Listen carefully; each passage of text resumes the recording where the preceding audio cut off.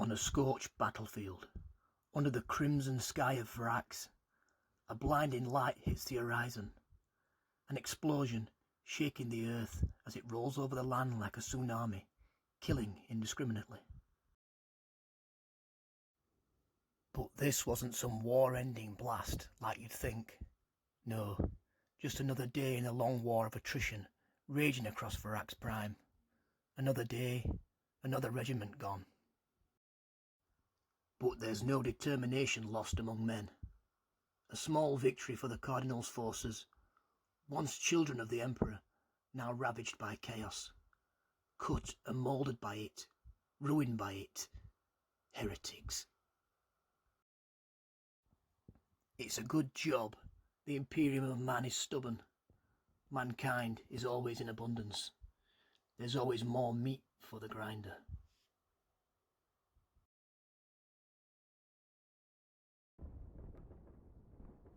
It was a hot and humid morning, as charged particles from continent-levelling blasts re-enter the atmosphere, boiling the skies. Not that you would know the time of day or night, as the sky shone a mix of red and black fire. On the ground, a battlefield resembling a burning scrapyard is picked over by the Cardinal's forces, like vultures on a carcass. They slay the wounded and take many ahead for sport. Close by, within the dust and debris, there's a groan and a shift in the loose, rusty, battle-scarred soil. As a survivor of the blast pulls himself to his feet, using a rust to steady himself, he removes his gas mask, spitting out chunks of blood.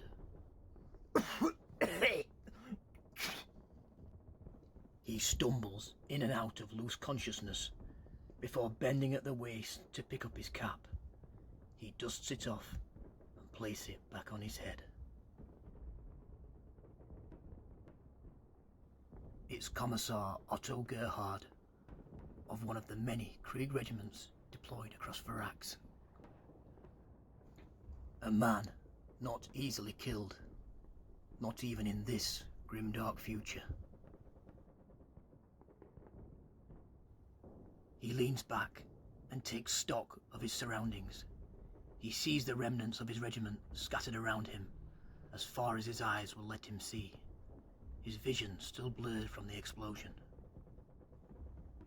In the distance, bursts of light move ever closer. He rubs his eyes clearer, only to realise the lights are chaos cultists, torching his dead and dying brothers with flame and ruin. Heretics, he mutters. Still far from their sight, he reaches for his last pistol, but it's gone. His holster empty, lost during the carnage of the day. He draws his sword, making ready to die in glory for the Emperor. One last hurrah of a glittering career, when he hears a tapping of steel. It's coming from the russ he used to pull himself to his feet. While shielded from sight, he climbs in the partially opened side hatch, his hand slipping down the blood-covered door internals. He shuts the hatch behind him, less subtly than he'd hoped. The internal light flickered to add to his day's annoyances. A quick look around made things clearer. The driver compartment had taken a hit, and shrapnel had burst the driver like a balloon. All that remained was a hand grasping the forward lever, knuckles still white from his steely grip. The walls, saturated in blood, still dripping like light rain. The gunner, nowhere to be seen. He slams the onboard comms, but the only thing he's receiving is a few sparks and a dampened crackle. Fuck.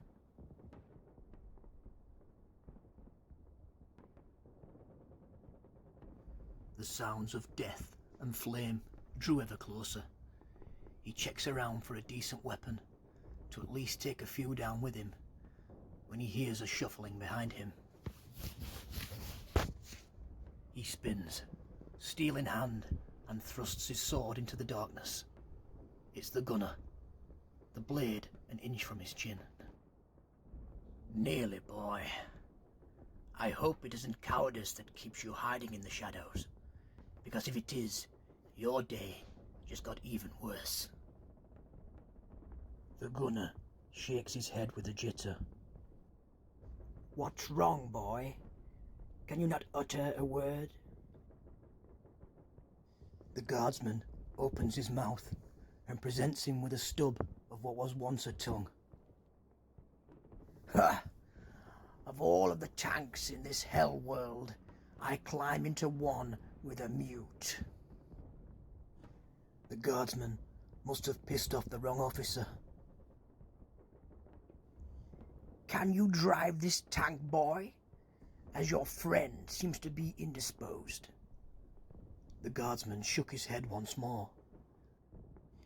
Then we truly are fucked, boy. Otto sits back, trying to find a dry spot to catch a minute.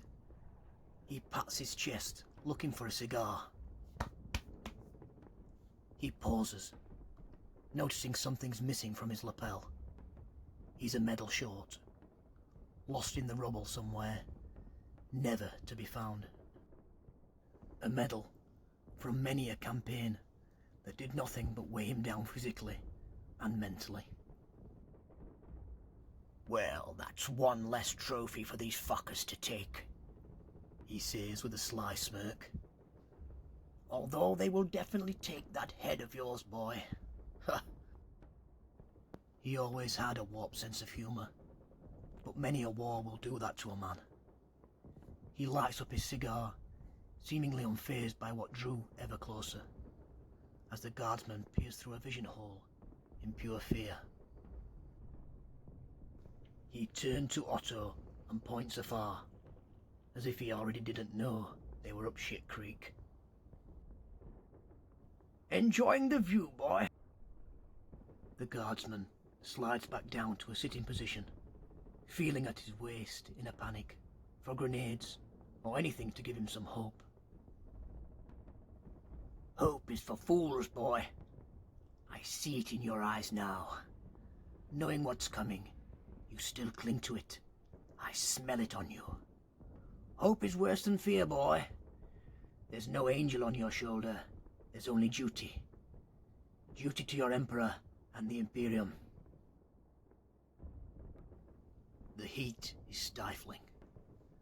Otto takes off his greatcoat and props it on the loading arm.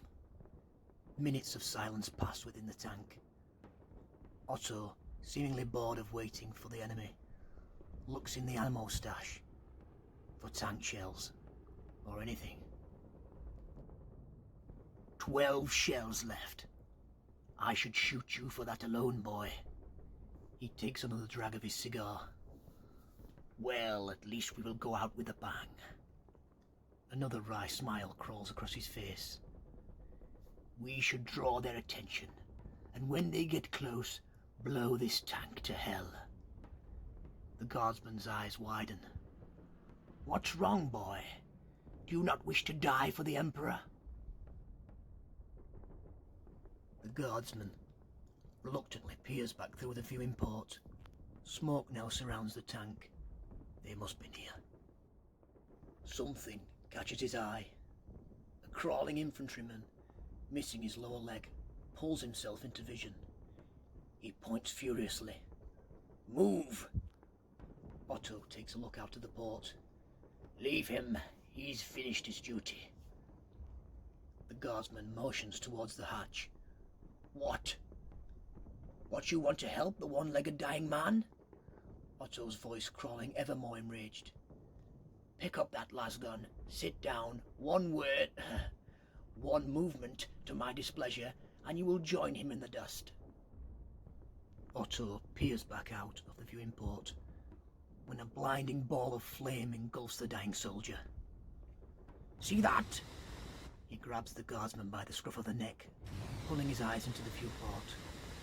The man's last thrash of life burns away, just as Otto pushes the guardsman back to a sitting position.